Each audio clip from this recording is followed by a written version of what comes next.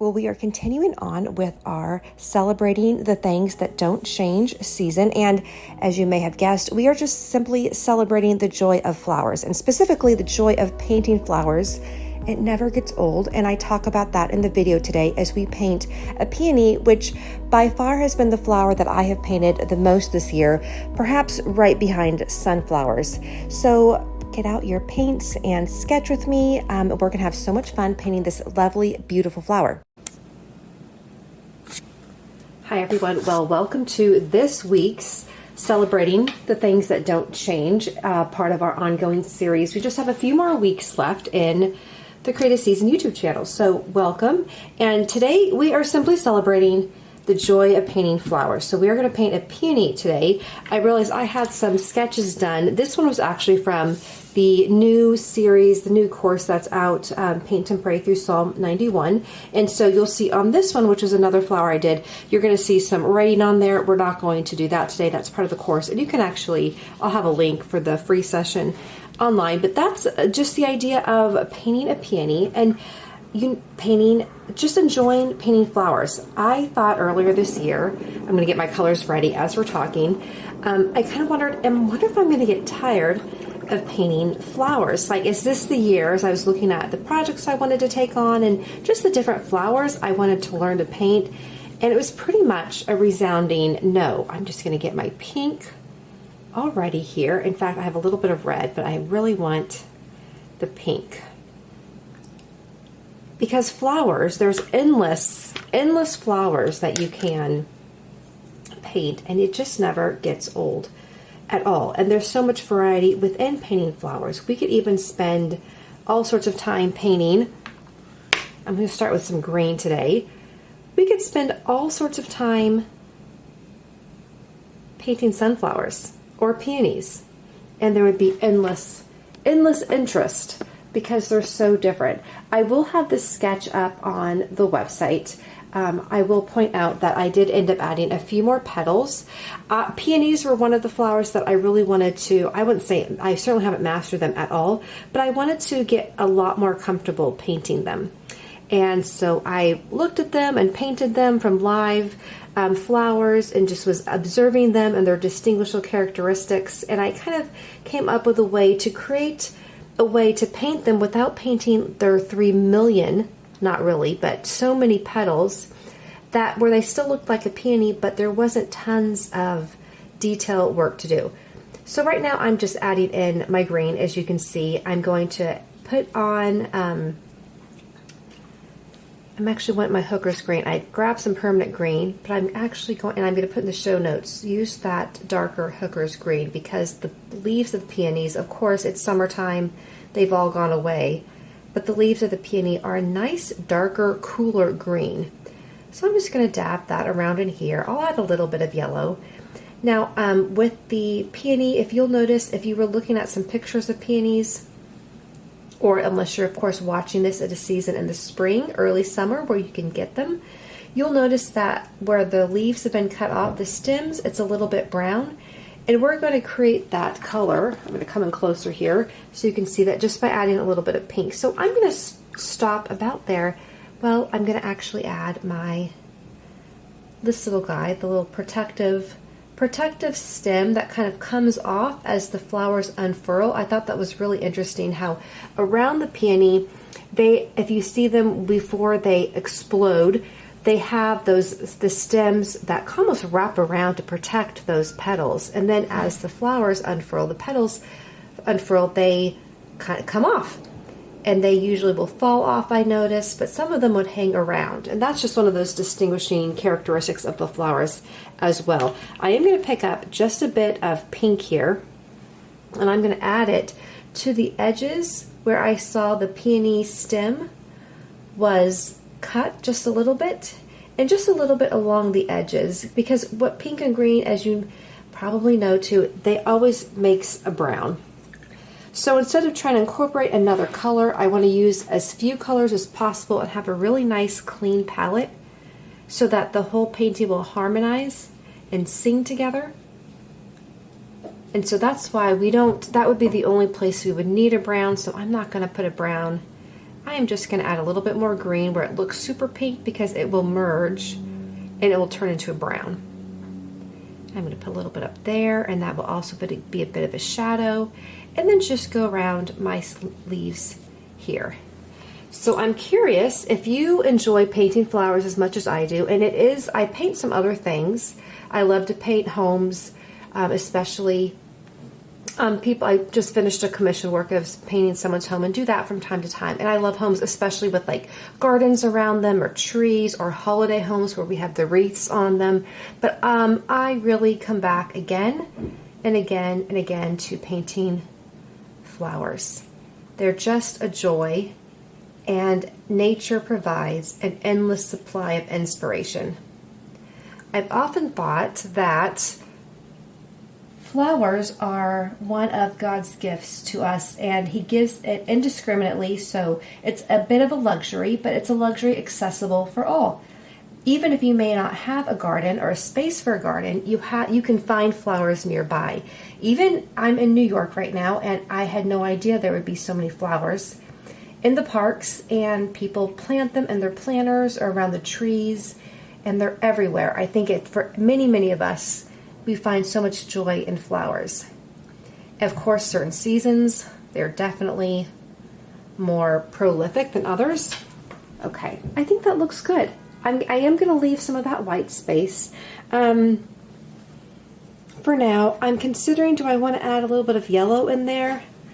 I don't think I'm going to. I think I'm just going to leave it for now. I'll come back with another layer of green, but let's go up and create our beautiful peony petals. And since we were doing more muted colors last week with the zinnias, I am just going to go bolder this week. We're just going to go for the super pink or red. I'm actually going to add pink and red into these peonies. I was looking through some of my pictures earlier this year, and I thought it was really interesting how the peonies would sometimes change color as they unfurled or as they got older. Some of them would go really dark, like a bright pink. It's just very interesting. Such beautiful, unique flowers.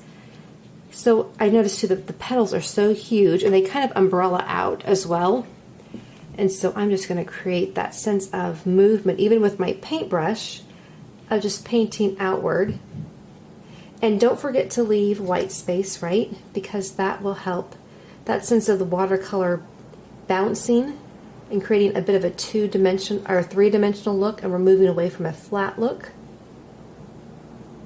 And the paint is always going to dry lighter than it looks right now. So if you want it really bold, I'm just going to add in down here where I know there's more shadowing, the petals are heavier, and just really lay it on saturated.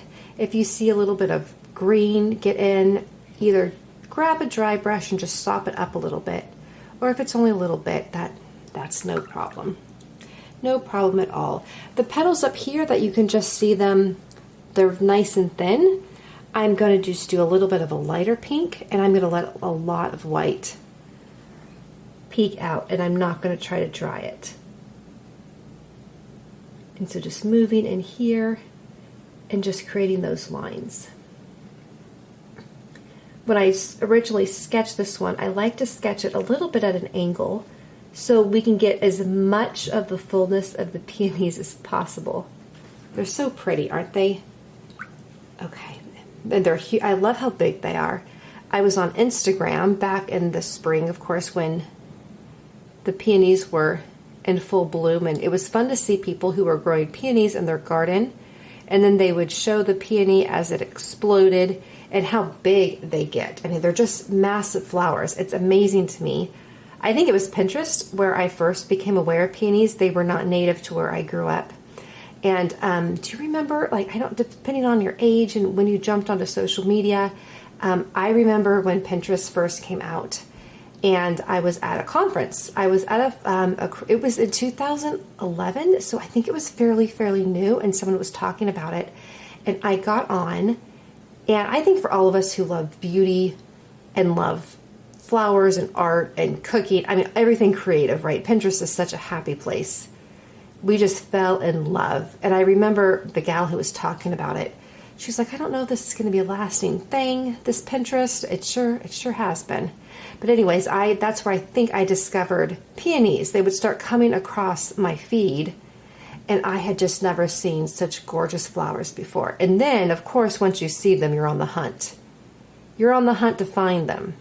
Okay, now we're going to pretend too if the sunlight was coming down, and you can see I'm leaving some white spot here, and I'm just going to leave in a little bit more. I was kind of coloring it in, adding that paint a little bit, maybe too much. So I'll see if I can create a little bit more depth here. Oh, I just got some green in there.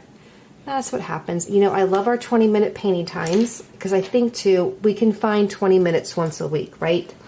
No matter how crazy the week is, we can find 20 minutes to sit down. And I'm just taking a dry brush and just sopping up where that paint flew in.